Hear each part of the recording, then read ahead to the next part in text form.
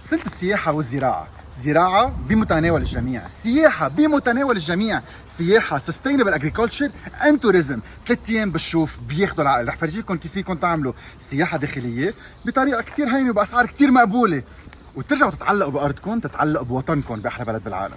بدكم فرجيكم كيف؟ ما بدها شيء، حقوني.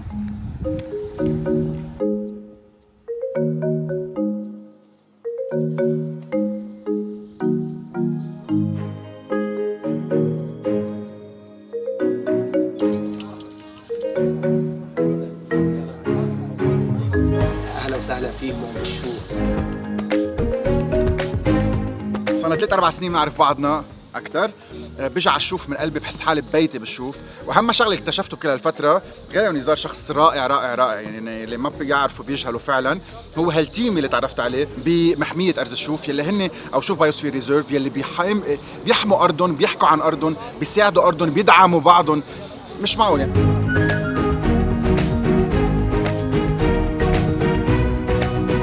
نزار، اول شيء ميرسي لاستقبالكم لإلي هال3 ايام. خبرني شو البروجرام محضرين اياه، شو رح نعمل، شو عم تعملوا؟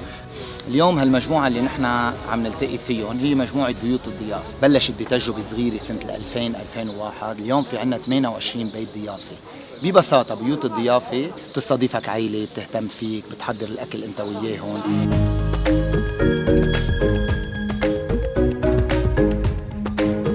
ما بينفع بقى ندير الزراعة لحالها أو ندير البيئة لحالها أو ندير العمران لحاله أو ندير جزء من هالقطاعات. هالقطاعات بدهم يمشوا بتناغم مع بعضهم كلهم سوا.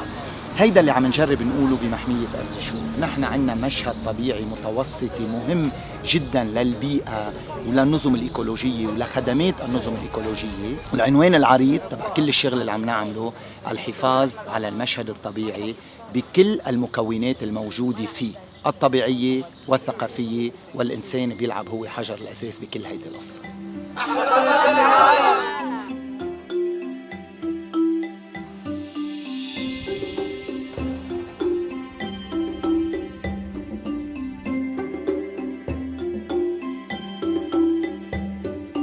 بونجور.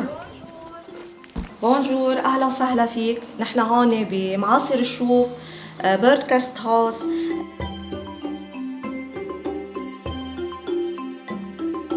بنستقبل منامي، بنستقبل غدوات. اللي بينام عنا بينبسط كتير. نحن بناخد على الشخص منامي بلا ترويقة 50,000، منامي مع ترويقة 60,000.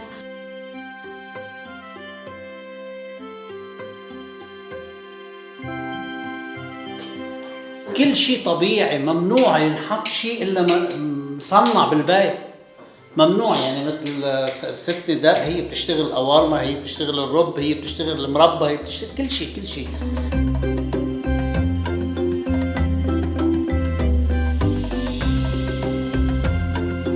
الدجاجه بتبض لي البيضه، باكل انا جواتها البيضه والقشره برجع بيبسها فتة وطعميها هي للدجاجه لتعمل لها الكالسيوم للبيضه الثاني ساعدها.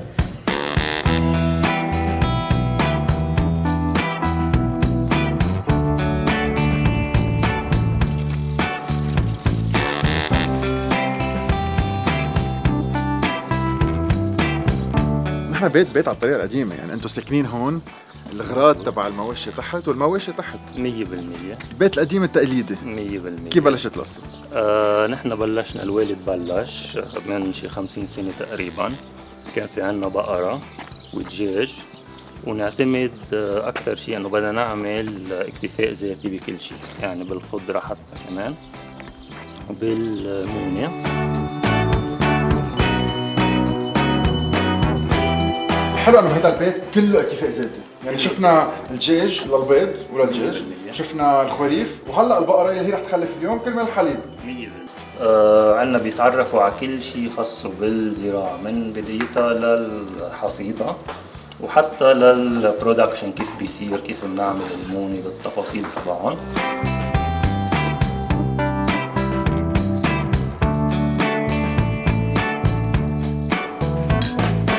هيدي مية دبس. مية دبس. دبس عنب، نحن بنزرع عنب وبنعمل الدبس على الطريقة اللي كثير قديمة.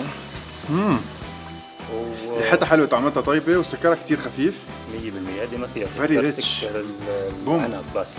نحن عنا مثل ما قلنا الدجاج عندنا بيض بلدي، عندنا حليب وكشك وألبان وأجبان.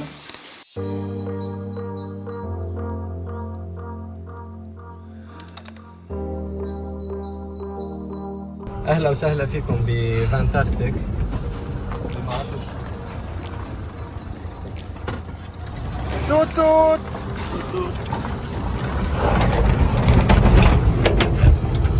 وصلنا على فانتاستيك. اهلا وسهلا فيكم بفانتاستيك. انت والفانات قصة كبيرة. ايه عندي هوس فيهم، حتى هلا عن جديد عم بستعملهم، عم بعملهم مثل تنتس فيهم يجوا برمنا فرجينا برمنا الدنيا بفان كتير لذيذ. نمت لقحت عملت برونزاج وصلنا بالاخر على الارض يلي هي الاساس. رح نبرم اياك خبرنا شو عامل هون. يلا تفضلوا. بس قبل هيك نعمل برمه ونشوف شو هالماستر بيس.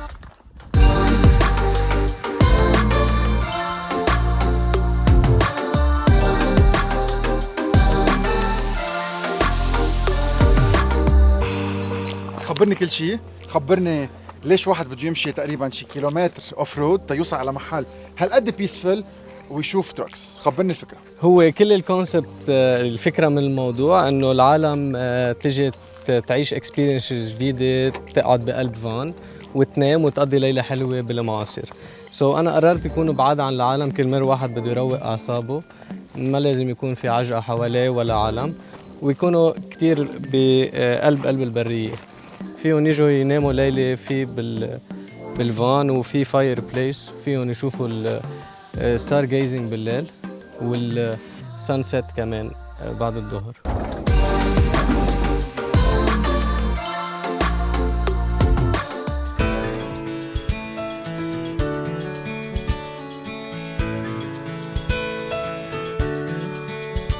هالقد حلو وبعد ما فتنا لجوا. ايه هلا هيدا الجاردن تبع لا كاسا انتيكا، وبعد شوي بنشوف بيت العقد. واحد بيوصل لهون بيقطع البوابه بيصير ببيته اعلى شوي من الضيعه، فيو على الضيعه. وطب واحد بيوصل لعندكم شو بتقدموا له؟ شو في يعمل؟ عندنا you get the space مع الجاردن. Sadly we still don't serve food, but we have all cooking gear. You can like it's very private. It's for your own like to feel at peace with yourself. كتير حلو الاحساس تحت الشجر، اسمعوا صوت العصافير. كول.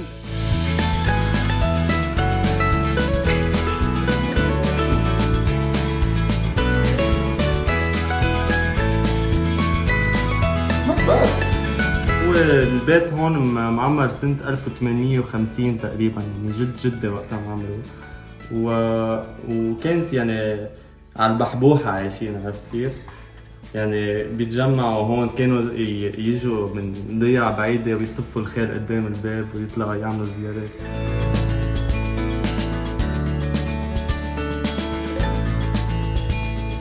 يعني بس باردون يعني جست هاوس كامل 4 اشخاص بس ب 80,000. يعني انا مقضى صيفيه هون. يلا باي.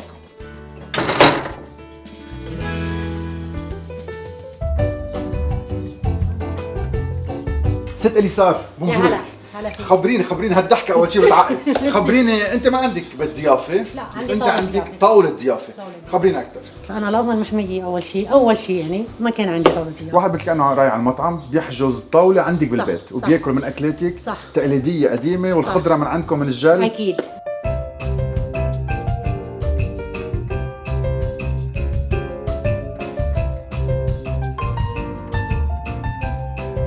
اليوم إذا حدا بده يحجز بيحجز مينيموم كم شخص وكيف بتبلش الأسعار؟ بلش الأسعار من 30,000 بتطالع حسب فينا نكونوا 5 أشخاص 6 أشخاص 7 أشخاص مش تيجي مشكلة. بتستخدموا عندكم بالبيت. أهلا كيف وسهلا. أنتوا هيك عم تاكلوا بياكلوا هن. صح. صح؟ أكل بيت، أكل تقليدي، ويلي ما بيطبخ بالبيت ومعود على الدليفري بيجي لهون. الأسعار أكيد بدي مستويين مزبوط، اللبن مزبوط، طبعا. شغله غير شكل. هاي المدردره لا توب توب. طيب هذا ما عبالكم مطعم جست هاوس توقفوا حد جست تيبل، ما عبالكم تقعدوا بمطعم، عبالكم توقفوا حد ما عبالكم مطعم، وعبالكم تعيشوا جو البيت. واذا ما بتطبخوا بالبيت او عبالكم تعيشوا او تحسوا نفس الاكل الطبيعي اللبناني القديم، تجوا على البيت لهون، بدقوا ليك قبل بنهار، بيحجزوا وهيدي الاجواء مثل ما كانت ست الطعمينه.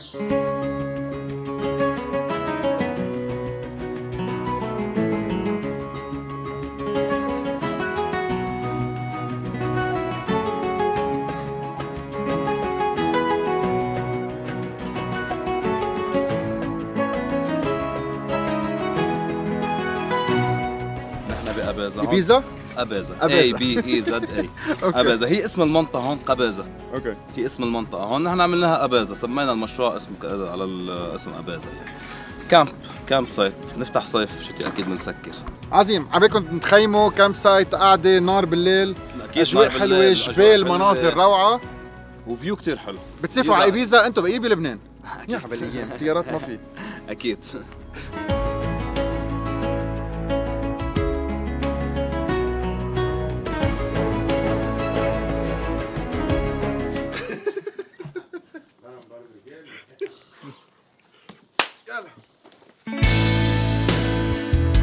أنا ريحة فايت على المطبخ، حسيت في شيء بس هيك. هدول هندبي هندبي؟ شغال مع زيت زيتون وكشك بس. والخسات والخسات. شو طبقين اليوم؟ عاملة شمحلية، بتعرفها الشمحلية؟ لا. عكوب اوكي. وبيض. الشمحلية أول مرة أسمع فيها. شمحلية. عكوب بيض باللبن. أنا بعرف اللبن مع بيض اسمها شماميط بلبن. شماميط، نحن بنقلها شمحلية. شمحلية. بس هاي والرزات الرزات مثل ما بحبهم قلبكم يعني الرزات مع الشعيرية الغير شكل والريحة. سو اكسايتد.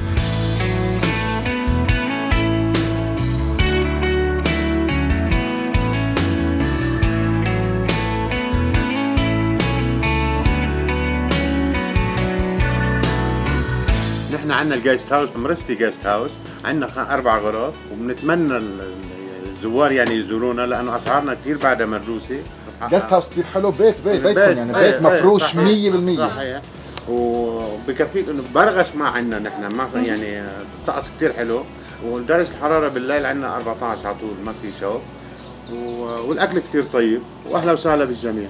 نحن بنعمل أكل لبناني، كل شيء أكل لبناني، شغل البيت. روعة روعة روعة روعة روعة، عن جد روعة. مين ما كان بيجي لعندكم في يحجز غدا أو عشاء. صح. يعني مش ضروري ينام هون حتى. لا بنستقبل بس غدا أو عشاء، بنستقبل بس. unbelievably delicious وبعدني بأول صحن. اوكي سو بنحكي بعد شوي، أنا مشغول.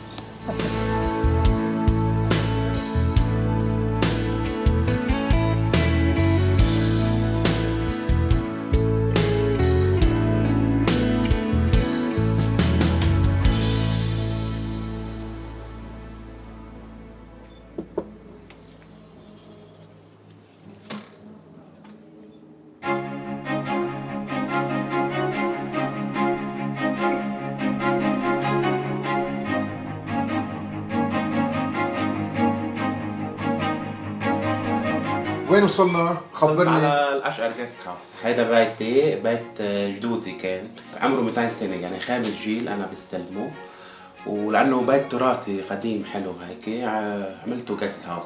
كم اوضه بساع؟ بساع هو عندي 5 غرف، بساع 18 شخص، على طول بيجوا لعندي ناس وبناموا وبتروحوا على بكره، وعندي قاعده بجنينه برا كثير حلوه طبيعيه كمان.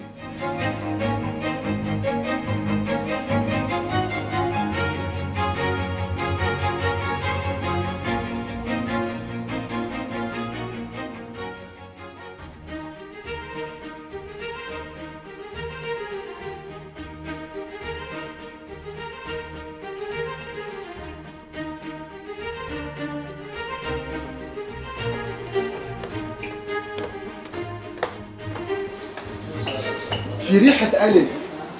سبرينج رولز بالخضرة بالتفاح. اوكي. الجراني سميث. اها. وقرفة واكيد تطيبات التفاح. دايما عندك اختراعات غريبة عجيبة يعني. بخبز المرقوق كمان. كمان. كله خبز المرقوق. طيب فتنا دغري على المطبخ، انا مخبركم نحن وين وشو عم نعمل. مبدئيا نحن بواينري مايكرو واينري، وعندنا هالميني ريستورانت يعني الناس بتلفن بتحجز لانه ما فيهم يمرقوا ويطلبوا تلفنوا ويحجزوا اوكي ويختاروا المنيو لانه فورمولا معينه بيختاروها لياكلوا من عند لكن مصمين الخاص. الشغل إيه. شخص مسؤول عن بيت وانت مسؤول عن عنا الاكل والحلو كمان، نعمل المربيات، أخذت خبز القرفة. الساج. ايه وخبز المرقوق، خبز الساج. بقلبها فيه تفاح، لا تفاح مع مثل مسخن التفاح فينا نسميه. ايه تقريبا، وسكر اسمر شوي يعني. واو، مين كان قال؟ ايه هيدي اختراع. صدقني اكلت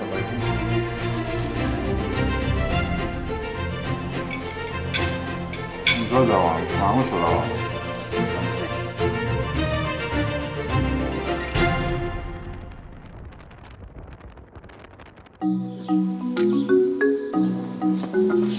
Bonjour.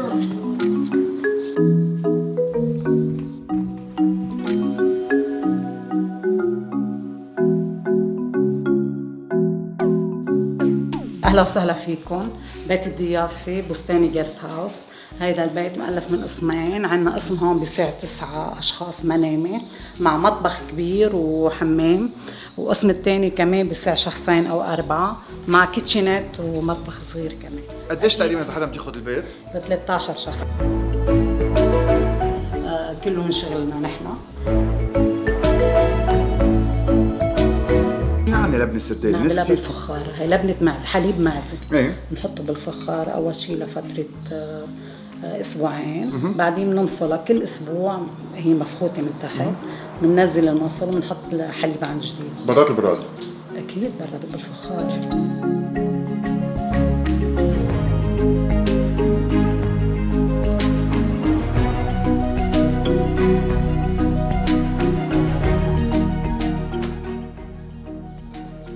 البرمة بتكفي وبتاخذنا على الاكرم جست هاوس. جيت لهون تقريبا من 3 أو 4 سنين، انا ناسي وبتذكر بوقت عملنا معكرون بتوم، ما كانوا يعرفوا انا ما بحب التوم، والقعده هون حلوه، القعده على البلكون حلوه، عندهم اوضتين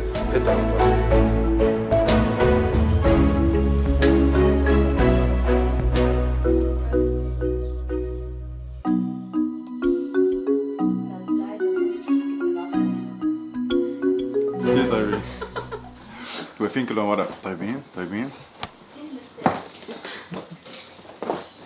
كيك عسل شوجر فري، بيجي بلا شي بس فيه جوره بالنص، بتحطوا عليه عسل وبتاكلوه لقمه وحده. رائع رائع رائع. هيدا أكرم جيست هاوس موجود بالباروك. شوف نحن عنا جيست هاوس على التراس شوي القديم، عنا غرفتين نوم، غرفة فيها تختين، الفيو فيها بعقد وعلى الضيعة على الباروك، وغرفة فيها 4 تخوتة فوق بعضهم. اللي بيجي لهون بيقدر او هو يقطف بندوراته، يقطف الخضره، ينزل هو ياخذ بيضاته البيض ويتروح دغري دغري دغري دغري فريش. بياخذوا على المقلب بيفقسون وبياكل بيض فريش طازه. اكيد الدجاج بياكل خضره وبياكل كسر ذره وقمح.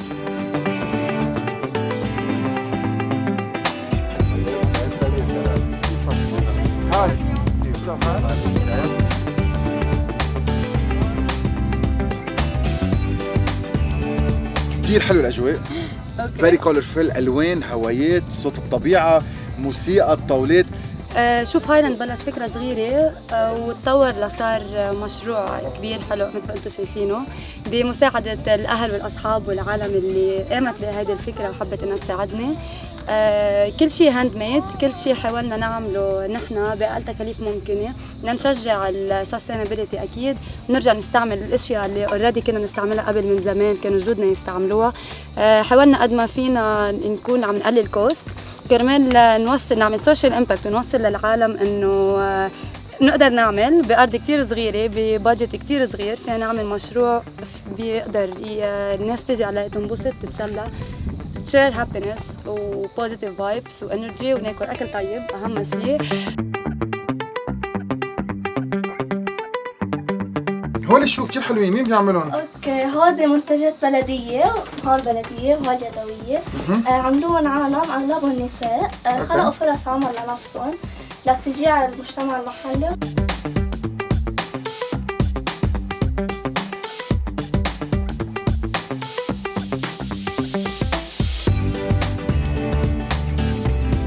منتجات الحليب وجبنه ولبنه من عنا.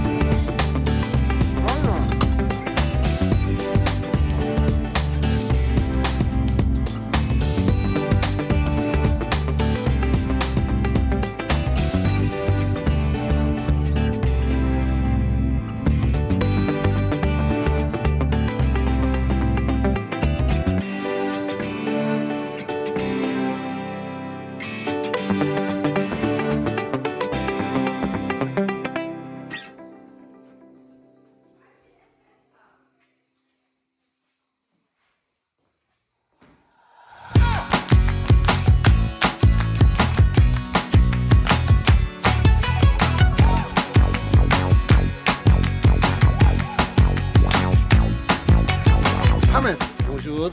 اهلا وسهلا فيكم. انتم بعين حالتا بالرست. انا وائل كرامي بالرست فول جاست هاوس عين حالتا. نحن عنا عباره عن شاليات بنأجرهم مؤلفين من 5 شاليات الجاست هاوس. شاليه منهم كبيره فيها 3 غرف نوم وأوضة قعدة وحمامين ومطبخ، و4 شاليات فيهم غرفة نوم وأوضة قعدة وحمام ومطبخ.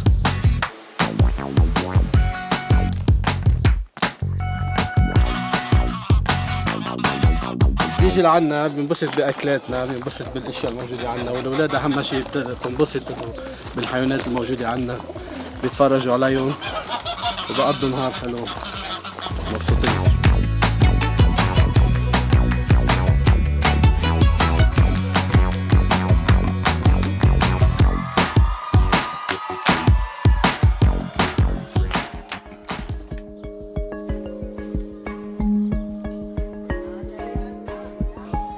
اهلا وسهلا فيك على بيت الهنا. تابعك من على بكره على الانستغرام. اهلا وسهلا فيك. قالوا لي البيت هون سبيسيال. اكيد هذا ما اقدم البيوت هون عنا بمعاصر الشوف. تقريبا كم سنه صار له؟ تقريبا له 20 سنه. احنا مع الام تي واول جيست هاوس منطقه الشوف. اول جيست هاوس مش بس بالمعاصر، اول جيست هاوس بمنطقه الشوف. احنا بيت عائل قديم اوثنتيك، العالم بتنبسط تجي لعنا لان في عنده الطابع الجبلي. البيت عباره عن 6 اوض نوم مع 6 حمامات. هذا البيت الطريقه القديمه اللي هو في الساحه الداخليه تبع البيت اللي بتبين على البلكون، بعدين كل بيت بيفوت على اوضه وكل اوضه عندها حمامه. صحيح. هون عندنا اوض في اوريدي جاست هذا موجودين بنص معاصر الشوف. حد بيت المحميه. صحيح. بيت الهنا من اقدم البيوت، هو تابع لاوتيل الفندق. تابع لاوتيل الفندق، يعني العالم لما تيجي لعنا تنام بهذا البيت فيها تستعمل كل الامنتيز تبع الفندق.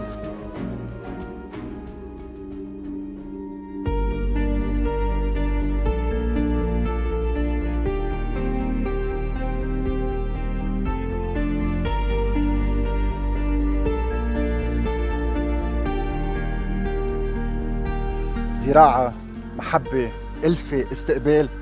أخ يا لبنان ما أجملك. شو هاليومين؟ 3 أيام بيتطورخوا وما بينتسوا.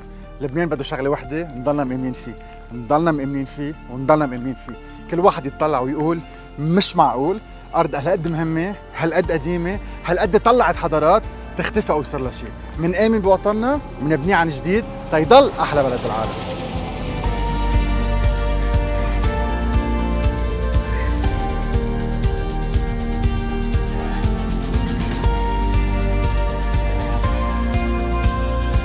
سياحة خليك تحكي، رح تحكي 3 ساعات. اختصرنا قد ما في. اهم شيء المدام ما زال بتفلت خدت لها محل.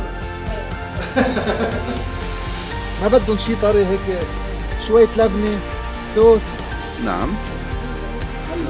يلا معي. ليش؟ حد هالعائلة. يلا. ايوه بس اللي نحن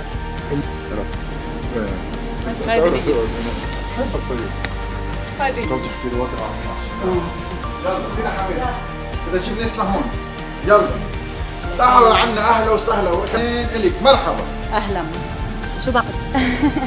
ما تركي مجال لحدا. شو بعد بدي اخبرك؟ ولا مي. خذ نفس.